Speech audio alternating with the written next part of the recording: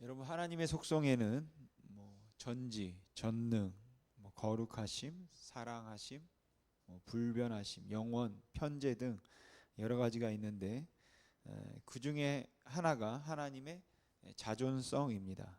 이걸 하나님의 독립성이다 이렇게도 이야기하는데, 이 자존성, 독립성이라는 말의 의미는 하나님은 어떠한 피조물에 의해서도 영향을 받지 않으시고 그 어떤 피조물도 필요로 하지 않으시고 스스로 존재하시는 분이시다 라는 의미입니다.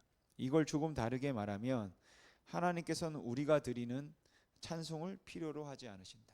우리가 영광을 돌려서 하나님의 영광을 더할 수 없다, 이런 뜻인 것이죠. 그러니까 우리가 하나님을 영화롭게 한다, 하나님을 기쁘시게 한다고 말하는데, 그 말의 의미가 하나님은 우리의 찬양을 필요로 하시기 때문에 우리가 찬양을 드리지 않으면 하나님 안에는 사실 만족함이 없기 때문에 하나님 스스로 만족함을 찾기 위해서 인간들에게 하나님을 영화롭게 하라고 하셨고, 그래서 사람들이 하나님을 영화롭게 하는 것이 아니라는 겁니다. 하나님은 스스로 만족하시는 분이라는 거예요. 이 세상 어떤 피조물이 없다고 할지라도 성삼위 안에서 하나님은 스스로 충분히 만족하며 스스로 존재하신다는 겁니다. 그러니까 우리가 하나님 앞에 예배하러 오거나 구약 같은 제사를 드리러 올 때에 마치 외롭게 지내고 계시는 노인을 위로하거나 격려하거나 기쁘게 해드리기 위해서고, 그런데 예배를 하지 않으면 하나님께서 너무 외롭고 그 존재감을 찾을 수 없기 때문에 화를 내시고 섭섭해 하시는 게 아니라는 겁니다. 그럼에도 불구하고 성경에 보면 그 백성들이 하나님께 제사를 드리지 않을 때 화를 내셨고, 그 제사를 드리러 오는 사람들이 마음을 다해서 제사하지 않고 형식적인 제사를 드리면 내 은은 찌꺼기가 되었고 내 포도주에는 물이 섞였다고 하나님께서 그것을 받지 않으시고, 또한 수량의 번제와 살찐 짐승의 기름에 이제는 배불렀으니까 더 이상 아무것도 가져오지 말라고 하나님께서 화를 내시고 언짢아 하시는 그러한 장면들이 있다라는 것이죠. 그리고 그런 모습을 보면서 우리는 하나님께서 정말 우리가 가져다 드리고 좋은 제사를 드려야 기뻐하시고, 또 하나님도 그래야지만 하나님 하실 만한데 우리가 그렇게 해드리지 않기 때문에 하나님께서 노여워하시고 섭섭해 하시는 것 같다. 그러니까 하나님을 기쁘시게 해드리기 위해서 나는 좀 피곤하지만 예배하고, 하나님을 기쁘시게 해드리기 위해서 나는 별로 마음이 없지만 억지로라도 한번 와서 예배를 하자라며 이게 하나님을 기쁘시게 하는 거라고 생각을 한다라는 거예요. 그런데 하나님의 자존성이라는 그 교리에 의하면 이거는 이제 잘못된 생각인 겁니다. 하지만 저는 그게 그렇게 맞는 것은 아니다라고 생각해요. 이게 참 역설적이고 모순된 이야기처럼 들리겠지만 물론 하나님은 우리의 찬송을 필요로 하지 않으십니다. 그럼에도 불구하고 하나님은 우리가 찬양할 때 기뻐하시기로 하셨다라는 것이죠. 그러니까 하나님은 그렇게 기뻐하시기로 정하셨기 때문에 우리의 찬양을 기뻐하시는 겁니다. 이거는 절대적으로 하나님이 그렇게 정하셨기 때문에 그 필요가 느껴지는 결과적인 필요일 뿐이지, 하나님이 존재적으로 그런 것들을 필요로 하는 분은 아니라는 것이죠. 즉 하나님이 존재적으로 우리에게 의존하는 것은 아니지만, 그럼에도 불구하고 하나님은 우리가 찬양하기를 기뻐하기로 하셨다라는 겁니다. 근데 하나님은 우리가 우리의 찬양을 기뻐하기로 하실 뿐만 아니라 또한 우리가 죄 지은 것을 인하여서 안타까워하시고 노여워하시기로 또 그렇게 정하셨다라는 거죠. 여러분도 이런 생각을 하신 적이 있을지 모르겠는데 저는 이런 생각을 예전에 했던 적이 있습니다. 전능하시고 온 우주를 창조하시고 온 만물을 다스리는 하나님께서 내가 살아가면서 그냥 욕심을 좀 부렸거나 아니면 내가 좀 짜증을 부렸기로 또는 죄를 조금 적기로 그게 하나님에게 무슨 피해가 가며 그게 하나님에게 무슨 의미가 있을까? 주일날 내가 교회를 하루 빠졌다 치자. 그렇게 빠지고 놀러 갔는데 그래서 도대체 하나님께 내가 피해가 된 게 뭐냐? 뭐 손해를 봤으면 내가 손해를 본 거지. 그냥 그건 내 손해다 이렇게 말씀하시면 되는 거지. 하나님이 나를 벌하실 만큼 도대체 하나님은 그걸로 뭘 피해를 본 걸까? 이런 생각을 해본 적이 있습니다. 우리가 어떤 죄를 지어서 하나님께 피해가 될까? 그리고 이런 비슷한 생각에서 우리가 욥기 22장에 있는 말씀을 좀 대하면 좋을 것 같습니다. 대만 사람 엘리바스가 대답하여 이르되 22장 1절에 보면 사람이 어찌 하나님께 유익하게 하겠느냐? 사람이 어떻게 하나님에게 유익을 줄 수 있냐라는 말이죠. 그리고 지혜가 있다 할지라도 결국은 자기에게 유익할 뿐이지 하나님을 유익하게 하는 건 아니라는 겁니다. 계속해서 3절과 4절 우리 같이 한번 읽어보겠습니다. 시작.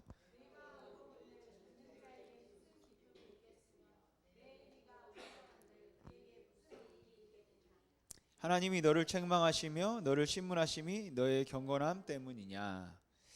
내가 지금 얼마나 잘했는가, 얼마나 의롭게 살았는가, 그런 것들이 하나님 앞에 무슨 의미가 있겠냐라는 거예요.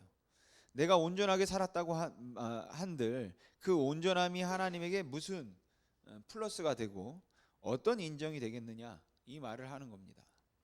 하나님의 자존이라는 관점에서 본다면 엘리바스가 하는 말이 맞을 거라고 생각합니다. 엘리바스의 이 말은 네가 의롭게 산다고 할지라도 그 의로움이 하나님께 아무런 의미가 없다. 하나님은 너의 불의함만을 기억할 뿐이지 하나님은 너의 의를 기억하지 않으신다. 하나님은 너의 의로 인하여 기뻐할 일도 없고 내가 경건하게 살았다고 하면 그게 너에게 유익할 뿐이지 그 경건이 하나님에게 이익이 되는 건 하나도 없다라는 겁니다.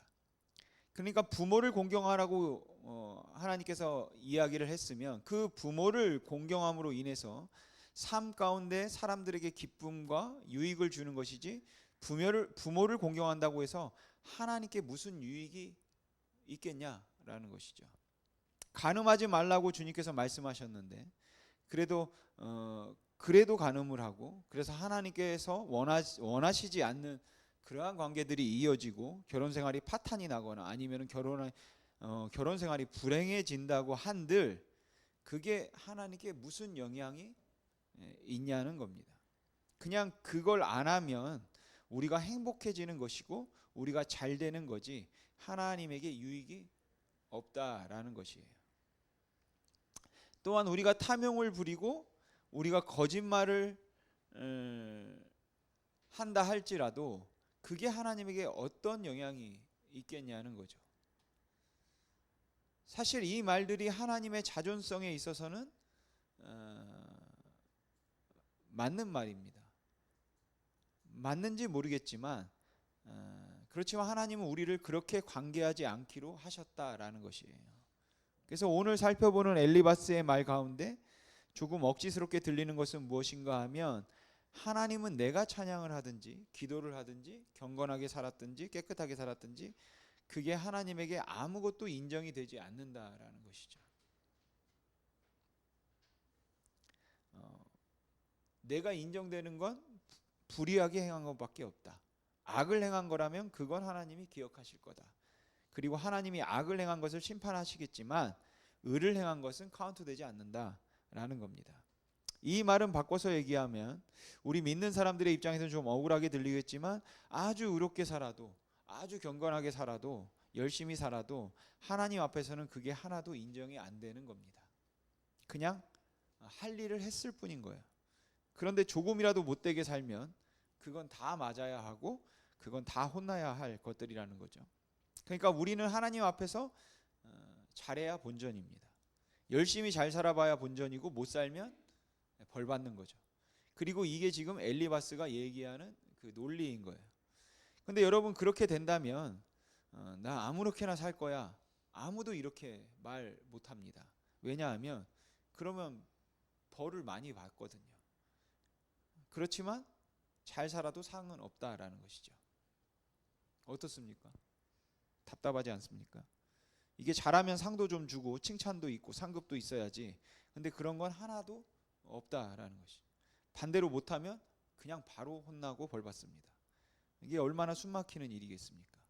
근데 지금 엘리바스가 욥이 자기 의로움을 이야기하는 것처럼 보이니까 내가 말하는 그 의로움이라는 게 얼마나 하나님 앞에 허망한 것인가 하는 것을 강조하고, 그게 그 욥이 죄인이라는 것을 더 드러내기 위해서 이 하나님의 자존성이라는 그 신학적인 입장을 굉장히 밀어붙이고 있는 것입니다. 사실 뭐 하나님은 그렇지 않으시죠. 하나님은 우리가 찬양할 때 기뻐하시고, 하나님은 피조물을 만드시고 난 다음에 그들이 하나님 앞에 예배하고 착하게 살고 의롭게 살려고 하면 거기에 상급을 주신다라는 것이에요. 그런데 엘리바스는 욥이 죄인인 것을 드러내기 위해서 그러한 교리적 입장을 너무 지나치게 밀어붙이고 있는 것 같습니다. 그렇게 욥이 죄인인 것을 드러내려고 하는데 거기에 계속 욥은 나는 하나님 앞에 내가 뭘 잘못했는지 모르겠다 이렇게 이야기하니까 이제 욥이 범한 죄를 이제 지적해야 하는 겁니다. 그런데 욥은 당대에 하나님도 인정하는 의인이다 이렇게 말하고 있지 않습니까? 그러니까 지적할 만한 욥이 범했을 법한 죄들이 없는 거예요. 그렇게 저지른 죄, 그러니까 적극적인 죄라고도 할 수, 욥이 직접 저지른 죄, 적극적인 죄가 안 보이면 그 다음에 사람들은 해야 할 일을 하지 않은 죄, 뭐 이거를 소극적인 죄 이렇게 말할 수 있는데 그런 것들을 끌어내는 법입니다. 그러니까 하지 않은 것들에 관한 이야기를 하기 시작하는 거죠. 그래서 하나님이 죄는 카운트 하신다는 이야기를 하고 난 다음에 엘리바스가 이 말을 합니다. 우리 욥기 22장 5절에서 11절 말씀 같이 한번 읽어보겠습니다. 시작. 내 악이 크지 아니하냐.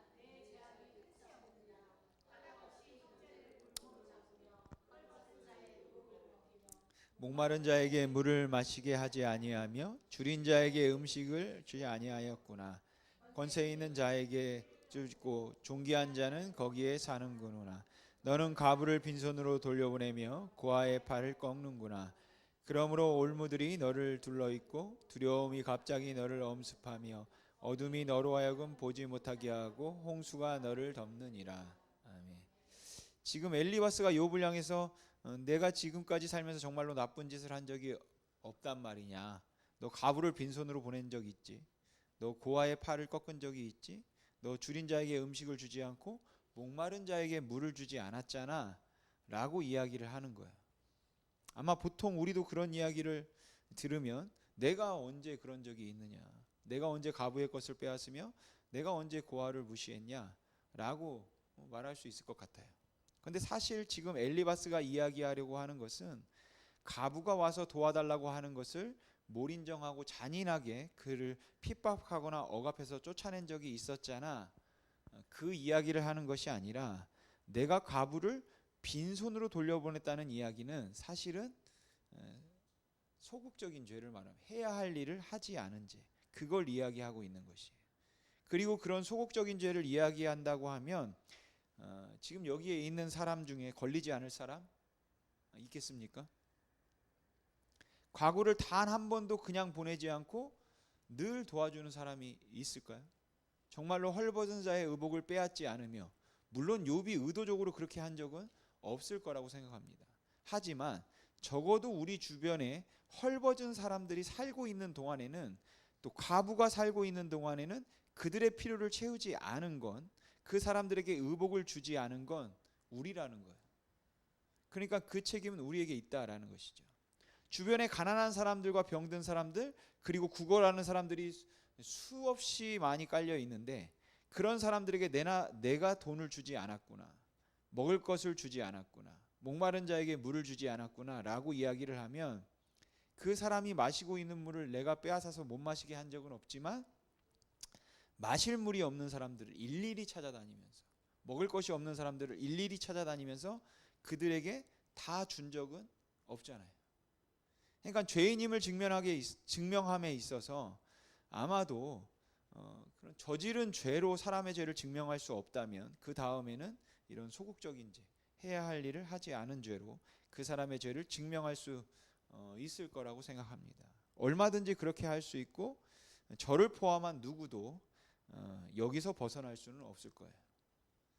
우리가 그 모든 사람들을 다 도와준 게 아니고 정말로 가난한 사람들, 주변에 굶주린 사람들을 보면서 저들을 위해서 내가 베풀어야 되겠다고 그렇게 베푼 적은 없잖아요. 물론 그렇게 베풀지 않아도 우리는 하나님 앞에 할 말이 있죠. 그들이 나보고 와서 달라고 한 적이 없었습니다. 하지만 지금 엘리바스가 하려는 말은 달라고 할 때 안 줬잖아 라는 말을 하는 것이 아니라 내가 그들이 빈손으로 가게 만들었잖아. 너 그 모든 이들을 다 안 도와줬잖아 라는 말을 하는 겁니다. 여기에 누가 할 말이 있겠습니까? 근데 욥은 여기에 대해서 좀 답을 다르게 하고 있습니다. 만약 이게 저지른 죄로 이야기했다면 말도 안 되는 소리 하지 말아라. 지금 무슨 얘기를 하는 거냐? 내가 언제 억울한 사람들의 것을 빼앗고 내가 언제 과부를 빈손으로 보낸 적이 있고 내가 언제 고아의 팔을 꺾었냐? 라며 욥도 펄쩍 뛰었을 것 같아요.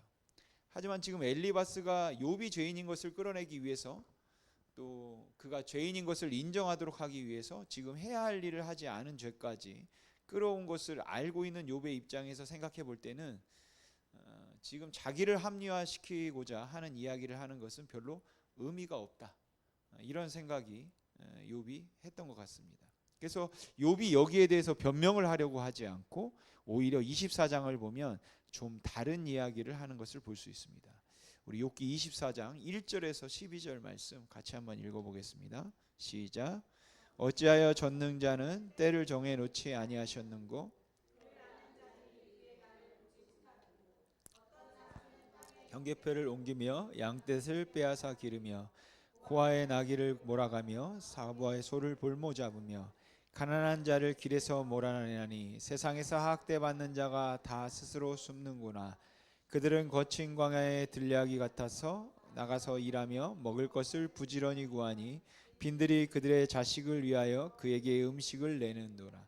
밭에서 남의 꼴을 베며 악인이 남겨둔 포도를 따며 의복이 없어 벗은 몸으로 밤을 지내며 추워도 덮을 것이 없으며 산중에서 만난 소나기에 젖으며 가릴 것이 없어 바위를 안고 있느니라. 어떤 사람은 고아를 어머니 품에서 빼앗으며 가난한 자의 옷을 볼모 잡음으로 그들이 옷이 없다 벌거벗고 다니며 곡식 이삭을 나르다 죽음줄이고 그 사람들의 담 사이에서 기름을 짜며 목말라 하면서 술틀을 밟느니라. 성중에서 죽어가는 사람들이 신음하며 상한 자가 부르짖으나 하나님이 그들의 침상을 보지 아니하시느니라. 아멘. 지금 욥이 하려고 하는 이야기가 무슨 이야기입니까? 엘리바스가 욥에게 너 가난한 사람 도와준 적 없잖아. 고아나 가부 혹은 가난하고 헐벗은 사람들, 어려움 당하는 사람들, 너는 그들을 다 도와준 적 없으니까 너는 그들을 빈손으로 가게 했기 때문에 죄를 지은 거 아니냐라고 이제 이야기를 했죠. 그리고 욥이 그 이야기를 들었으면 그게 왜 내 잘못이냐 이런 이야기를 할 만한데 오히려 그는 24장에서 대답하기를 그래 맞다. 이 세상을 좀 봐라. 세상이 얼마나 불공평한지 좀 한번 봐라. 이 이야기를 하고 있는 겁니다. 얼마나 많은 사람들이 억압을 당하고 착취를 당하고 불쌍한 사람들의 소가 뺏기고 그런 일들이 발생하고 있는데도 불구하고 왜 하나님은 가만히 계시냐? 도대체 왜 하나님은 가만히 계시느냐? 어찌하여 하나님은 그 참상을 보고만 계시느냐? 이 말을 하고 있다라는 것이죠.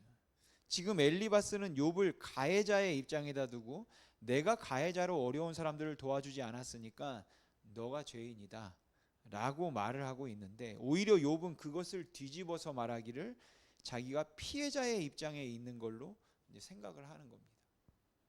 내가 다른 사람들을 도와주지 않았으니까 죄인이라고 자꾸만 그 도와주지 않은 사람이 죄인이라고 말하지만 그게 아니라 한번 이렇게 생각해 보자라는 거예요.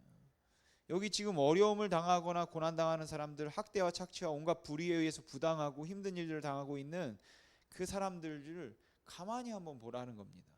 그렇게 착취를 당하는데도 불구하고 빼앗는 사람들, 그리고 가로챈 사람들, 괴롭히는 사람들은 어떠냐? 다 멀쩡하다라는 거예요. 그런데 왜 이 피해자들은 그냥 그렇게 당하고만 있느냐? 그리고 왜 그 참상을 그냥 하나님은 보고만 계시냐? 그 이야기를 하고 있다라는 것이죠. 지금 엘리바스는 욥이 죄인인 것을 증명하기 위해서 이야기를 계속 끌어가고 있는 것이고 지금 욥의 입장은 나는 죄인이 아니라는 그 반론을 말하고자 함이 아니라 처음부터 끝까지 욥이 추구하고 있는 답은 무엇인가 하면 욥이 지금 뭐 내 의를 말하는 것이 아니라 하나님은 도대체 지금 어디 계시냐라는 겁니다. 그 하나님을 찾고 싶어서 욥은 계속 얘기하고 있는 것이에요. 그러니까 욥은 그래 네가 하는 말 맞다. 이렇게 억울하고 힘들게 사는 사람들이 있는데 다 사람들이 빈손으로 보내서 아무도 돌보지 않아서 굶어 죽어가는 사람들이 있고 자기 것들을 다 빼앗기고 착취당하는 사람들이 정말 많다. 그런데 그들이 그렇게 착취를 당하는데 하나님은 어디 계시냐? 지금 어디 계시는 거냐? 이 이야기를 하는 것이죠. 그래서 욥이 지금 찾고 있는 것은 자기의 문제에 대한 신학적인 답을 찾고 있는 것이 아니라 하나님을 찾고 있는 겁니다. 하나님은 어디 계신가? 하나님은 뭐 하시는가? 우리가 앞으로 가서 23장을 좀 보겠는데 23장은 22장에서 너는 내가 죄인인 것을 인정하지 않는데 욥아 어려운 사람들을 도와주지 않는 것도 죄야 라는 말을 듣고 난 다음에 이제 욥이 하는 말입니다. 욥기 22장 마지막을 보면 엘리바스가 이렇게 이야기합니다. 욥아 사람들이 너보고 죄인이라고 그러거든. 그냥 교만하지 말고 낮추어서 맞습니다. 제가 죄인입니다 이래라. 그러면 구원을 받을 거다. 근데 왜 자꾸 죄인이 아니라고 말을 하냐? 이렇게 이야기하거든요. 그러니까 지금 욥이 죄인이라는 사실을 인정하도록 하기 위해서 엘리바스는 지금 이 대화를 이끌어가고 있는 거죠. 그런데 욥은 자기가 죄인이라는 것을 인정하느냐 안 인정하느냐의 문제가 아니라 앞서도 말씀드렸지만 하나님을 찾고자 한다라는 것이에요. 그래서 23장에서 욥은 이렇게 이야기를 합니다. 우리 23장 1절에서 6절 말씀 같이 읽어보겠습니다. 시작. 욥이 대답하여 이르되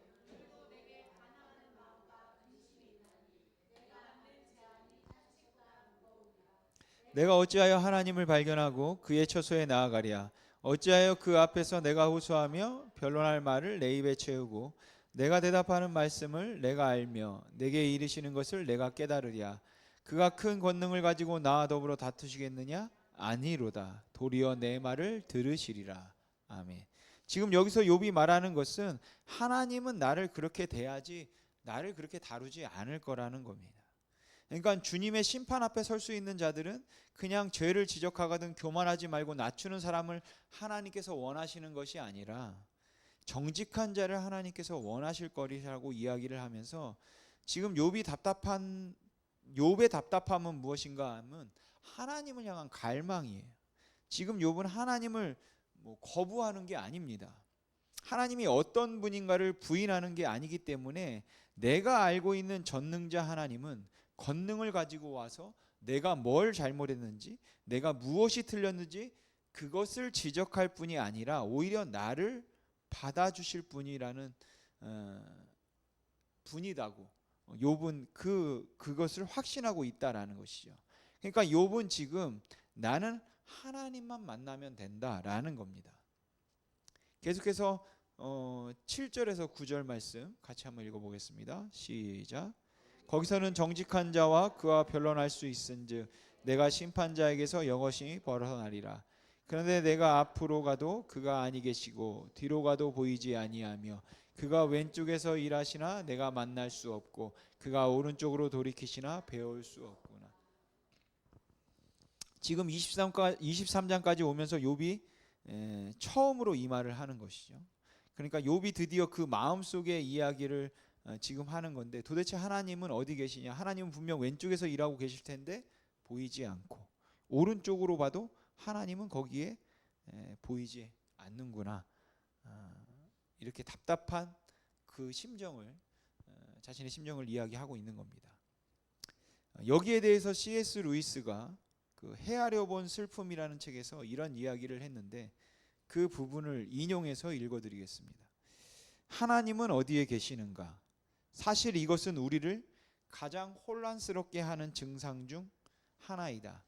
행복할 때 너무 행복해서 하나님이 필요 없다고 생각이 들지 않고 너무 행복해서 내게 무엇을 요구하시는 것이 마치 간섭하는 것 같다는 느낌이 들려는 유혹이 생길 때 정신을 차리고 감사와 찬양으로 그에게 향한다면 주님께서는 팔을 넓게 벌리고 당신을 환영해 주실 것이다. 적어도 그렇게 느끼기라도 할 것이다. 그러나 도움이 절실히 필요할 때, 다른 아무것도 도와줄 수 없을 때 주님께 가보라. 무엇을 찾는가? 마치 당신의 안전에서 문이 닫히고 안에서 이중으로 문을 잠그는 것 같지 않은가? 그리고는 정적이 흐른다.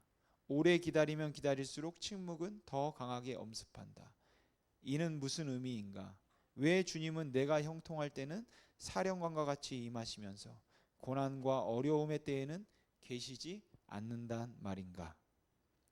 지금 C.S. 루이스가 하는 말은 사람들이 행복하고 형통할 때 그것을 인하여서 하나님 앞에 교만하지 않고 하나님께 감사하고 영광을 돌릴 때는 그 영광을 받으시는 하나님이 거기에 계신다는 걸 느낀다는 겁니다. 그러니까 내가 형통함에도 불구하고 교만하지 않고 내가 모든 것이 잘 되고 너무너무 행복하다고 생각할 때도 그 행복에 안주하려고 하지 않고 오히려 주님을 더 찾아가려고 하다 보면, 그렇게 찾아가려고 하는 사람들의 마음속에는 항상 기쁨이 충만하다는 것이에요. 은혜가 충만하고 기쁨이 충만해서 하나님이 그 안에 함께 계시는 걸 느낀다는 겁니다. 그런데 정말 고통스러울 때, 정말 힘들 때, 그럴 때 하나님을 찾아가면 왜 그때는 거기에 그냥 정막만 흐르냐는 거예요. 내가 형통하여서 잘 되고 있을 때 그때도 내가 그 잘됨과 형통함을 누리려 하지 않고 하나님의 은혜입니다 라고 말할 때는, 내가 겸손하게 낮아질 때는 누구나 하나님의 임재를 느끼고 그 하나님의 거룩하신 임재 앞에서 모두들 너무 감사하는데, 어째서 그렇게 거기에 계셨던 하나님께서 내가 힘들고 어렵고 너무 답답할 때, 그래서 내가 갈망하고 하나님을 부르짖고 찾을 때는 왜 하나님이 거기에 계시지 않은가? 점점 더 침묵만 강하게 엄습한다라는 것이에요. 근데 여러분, 솔직히 이게 우리가 경험하는 일 아닙니까? 여유로울 때는 하나님이 있습니다. 근데 어려울 때일수록 주님이 더 잘 느껴지십니까? 너무너무 힘들었을 때 주님의 도우심을 강하게 느끼셨습니까? 물론 그런 순간들도 있겠죠. 하지만 지금 욥이 말하는 것처럼 외롭고 힘들고 어찌할 바를 모르고 정말 감당할 수 없어서 하나님 앞에 기도할 때 하나님은 마치 침묵하시는 것처럼 느껴져서 답답하다라는 것이에요. 그래서 욥이 지금 미치겠다는 겁니다.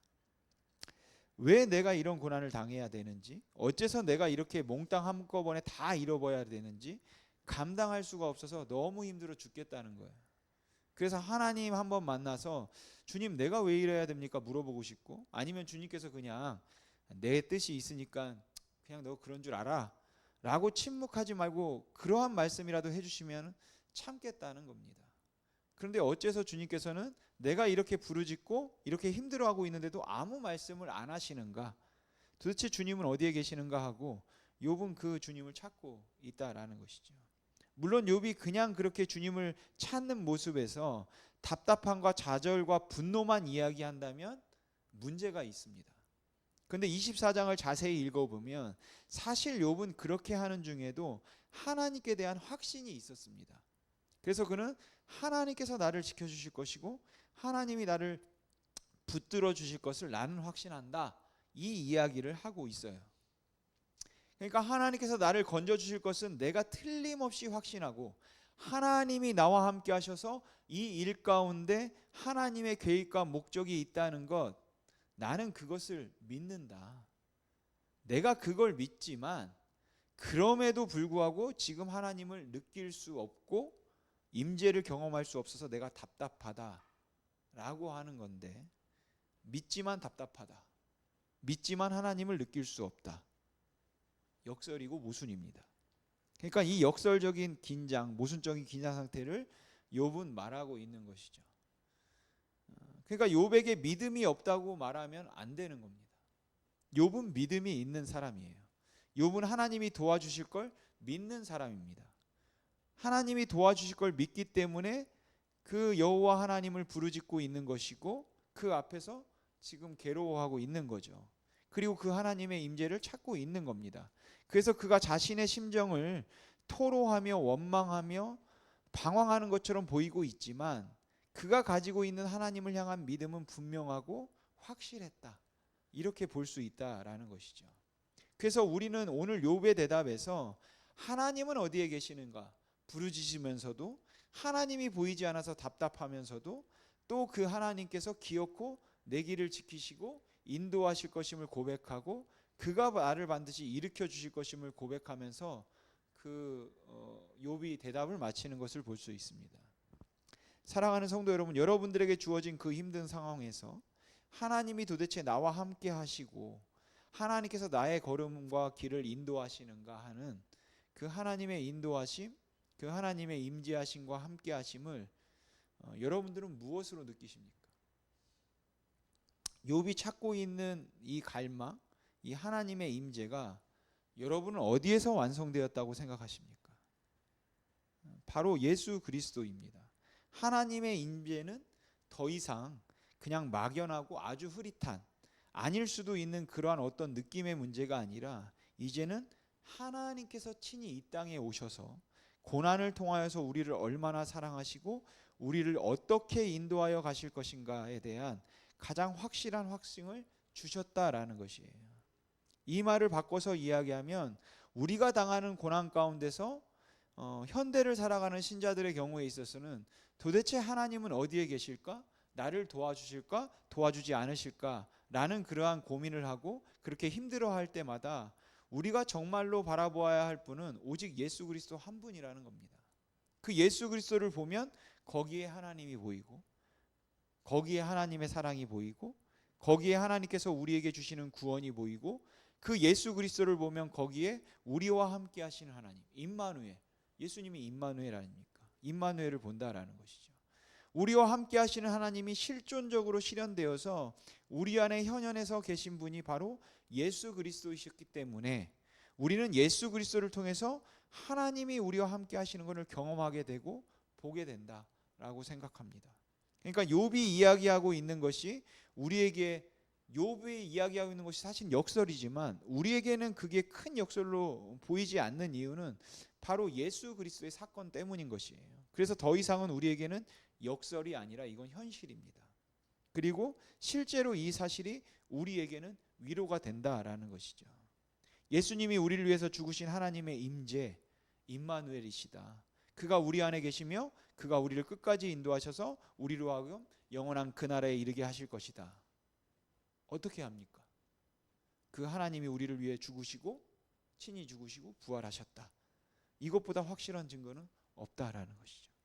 여러분들이 현재 처한 상황에서 어느 때는 정말로 부르짖고 싶고 울부짖고 싶고 이 문제들을 좀 풀어주실까? 하나님이 나를 버리신 건 아닐까?